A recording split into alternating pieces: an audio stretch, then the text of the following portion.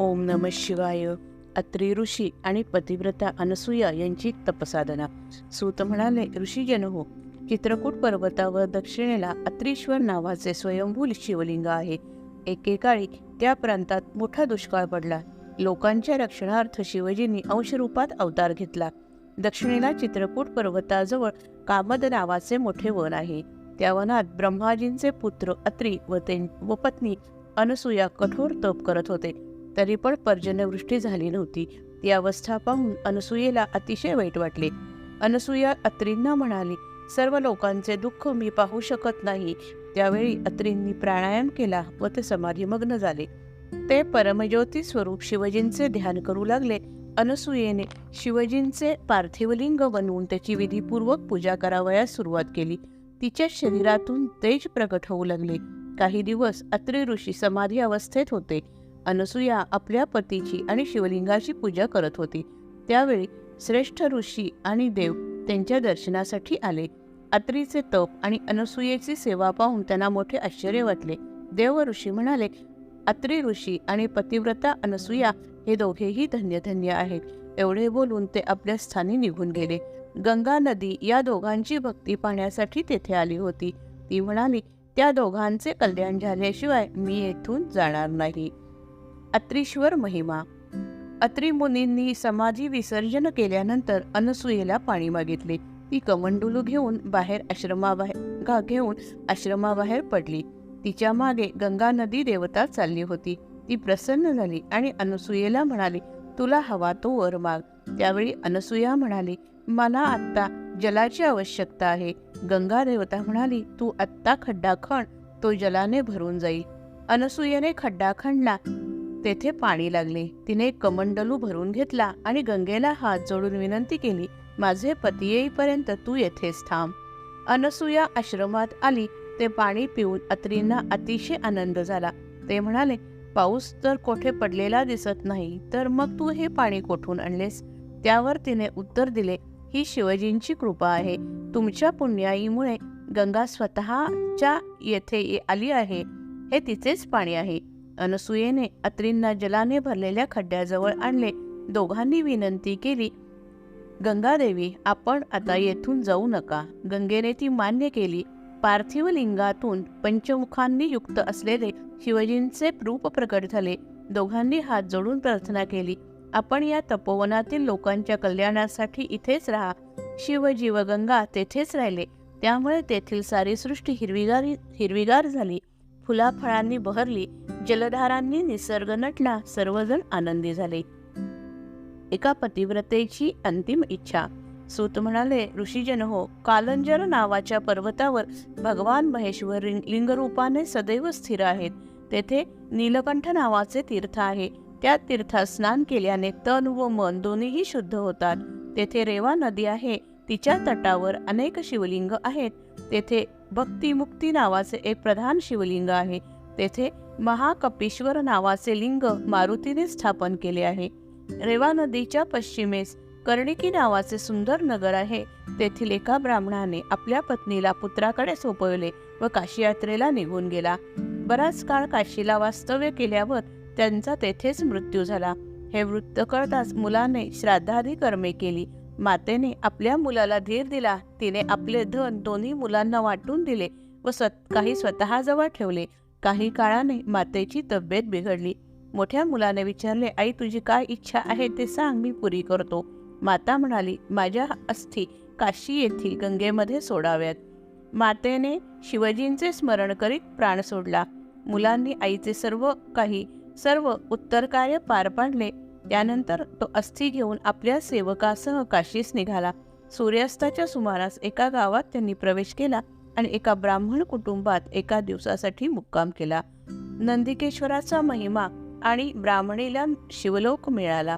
सूत म्हणाले, ऋषी हो, कर्णिका नगरीतील ब्राह्मणीचा सुवाद ज्या ब्राह्मणाच्या घरी मुक्कामास होता त्याच्या अंगणात एक सुंदर गाय बांधलेली होती.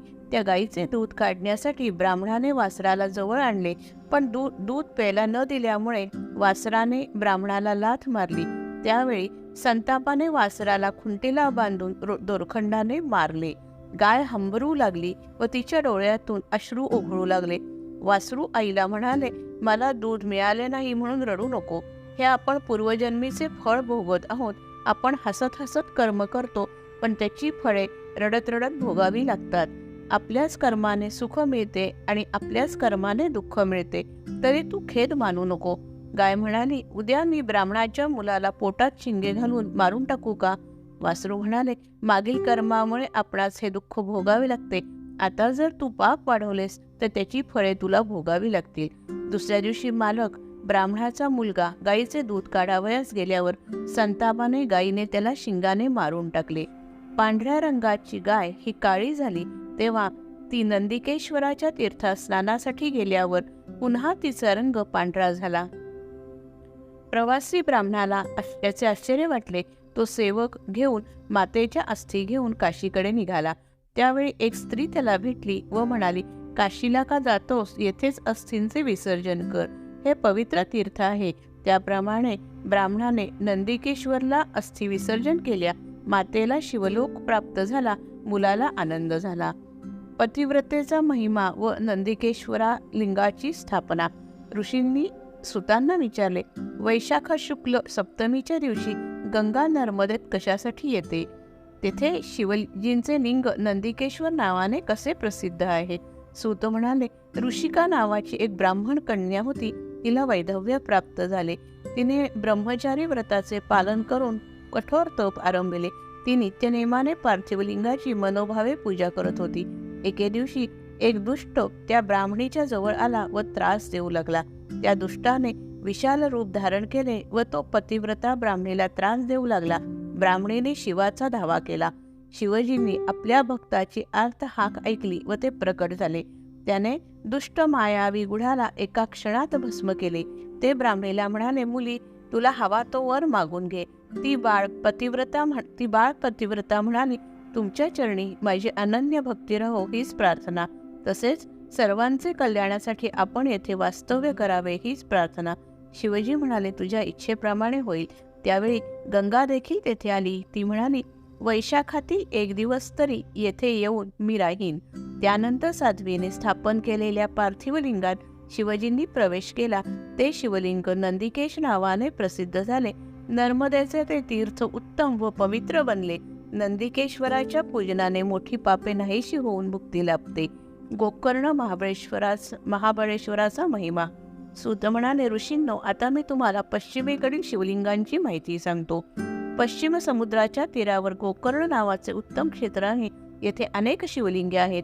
साक्षात शिवप्रभूंचे आत्मलिंग येथे आहे. जो भक्त गोकर्ण क्षेत्री जाऊन महाबळेश्वर शिवलिंगाची पूजा करतो त्याला शिवलोक प्राप्त होतो. गोकर्ण हे फार प्रसिद्ध असे शिवपीठ आहे. सर्वांच्या कल्याणासाठी महाबल म्हणजे महाबळेश्वर नावाने अधिष्ठित आहे. रावणाने तपश्चर्या करून शिवजींचे आत्मलिंग प्राप्त करून घेतले. ते घेऊन लंकेला जात होता. गणपतीने युक्तीनेच येथेच त्या आत्मलिंगाची स्थापना केली. गोकर्णातील शिवजींचे आत्मलिंग हे खरोखर मोक्षाचे द्वार आहे. माघ महिन्यातील वद्य चतुर्थीला याचे पूजन केल्याने सर्व पातके नाहीशी होतात. महाशिवरात्रीला येथे मोठा उत्सव साजरा केला जातो. अनेक भक्त शिवजींच्या आत्मलिंगाच्या दर्शनासाठी येत असतात. सहज भक्तीने तामसी स्त्रीचा उद्धार. सूत म्हणाले, गोकर्ण महाबळेश्वराचा महिमा महान आहे. एक तामसी स्वभावाची स्त्री पार्थिव लिंगाचे पूजा करून शिवलोकी गेली. ही तामसी स्त्री पूर्वजन्मी ब्राह्मण कन्या होती. तिचा विवाह सुयोग्य पुरुषाबरोबर झाला. थोड्याच कालावधीत तिच्या पतीला रोग झाला आणि त्यातच त्याचा अंत झाला. वडील आपल्या कन्येला माहेरी घेऊन आले. आता पतीचे बंधन न राहिल्यामुळे ती तामसी स्त्री व्याभिचाराने वागू लागली. वडिलांनी तिला वनात सोडले. ती स्त्री एका परपुरुषाबरोबर राहू लागली. ती स्त्री अभक्ष्य भक्षण करू लागली. अंमली पदार्थाचे सेवन करू लागली. तिचे पाप वाढले व तिचा मृत्यू झाला. पुढच्या जन्मी ती आंधळी बनली. आई वडील मृत्यू पावल्याने तिचे लालन पालन कोणी केले नाही. ती भीक मागून जगू लागली. एकदा गोकर्ण महाबळेश्वरला यात्रेकरूकडून भीक मागण्यासाठी तेथे आली. एक पुण्यवान माणसाने तिच्या हाती बेलाचे पान दिले. ही खाण्याची वस्तू नाही हे कळताच तिने ते पान फेकून दिले आणि ते शिवलिंगावर पडले. भुकेमुळे तिचे रात्रभर जागरण झाले. ती भुकेने व्याकुळ होऊन मृत्यू पावली. या स्त्रीने पहिल्या जन्मात शिव शिव असा उच्चार केला होता आणि महाशिवरात्रीला बेलाचे पान गोकर्ण महाबळेश्वर येथील पिंडीवर पडले, त्यामुळे ती शिवलोकी गेली. जय जय रघुवीर समर्थ.